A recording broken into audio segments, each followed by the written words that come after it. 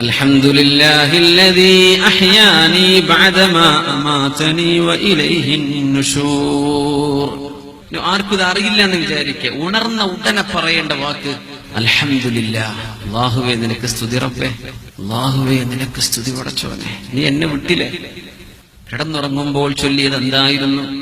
ബിസ്മിക റബ്ബി വദഅതു ജംബി വബിക അർഫഉ ഇൻ അംസക്ത നഫ്സി ഫർഹംഹാ വഇൻ അർസൽതഹാ ഫഹ്ഫദ്ഹാ ബിമാ തഹ്ഫളു ബിഹി ഇബാദക സ്വാലിഹീൻ. അങ്ങനെ കിടന്നുറങ്ങിയവനാണ് മുസ്ലിം. അൽഹംദുലില്ലാഹ്, നിനക്ക് സ്തുതി അല്ലാഹ്. അല്ലദീ അഹ്യാനാ, നീയാണല്ലോ അല്ലാഹുവേ ഞങ്ങളുടെ ശരീരത്തിലേക്ക് ജീവൻ മടക്കിവിട്ടത്. ബഅദമാ അമാതനാ, ഞങ്ങളെ മരിപ്പിച്ചതിന്റെ ശേഷം. ഞങ്ങൾ മരിച്ചിരിക്കുന്നു ഉറക്കത്തിൽ. ഓർമ്മ ഉണ്ടായിട്ടില്ല എവിടെയാണ് ഞാനെന്ന്.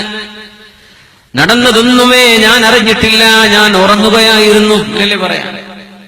അല്ലാഹുവേ നീ ജീവൻ ഞങ്ങൾക്ക് തിരിച്ചു തന്നല്ലോ. വഇലൈഹിൻ നുശൂർ, ജീവൻ കിട്ടി ഞാൻ രക്ഷപ്പെട്ടു ഓടാൻ പോവല്ല.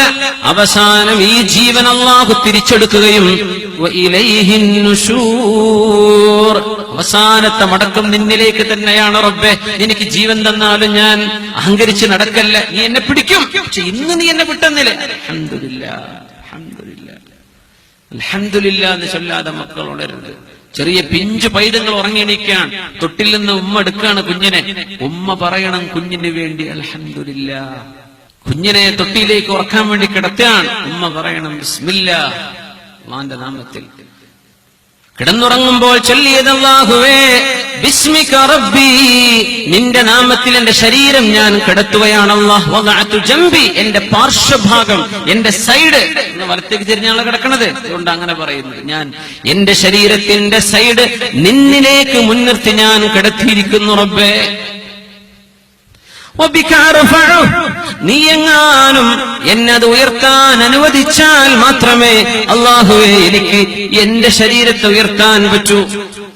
ഇന്നംസക്ത നഫ്സി ഫർഹംഹാ, നീ എന്റെ റൂഹിനങ്ങ് പിടിച്ചു വെക്കുകയാണെങ്കിൽ, ഈ ഉറക്കത്തിൽ നീ എങ്ങാനും എന്നെ മരിപ്പിക്കുകയാണെങ്കിൽ, ഫർഹംഹാ, എന്റെ ശരീരത്തോട് റഹ്മത്ത് ചെയ്യണേ അല്ലാഹ്.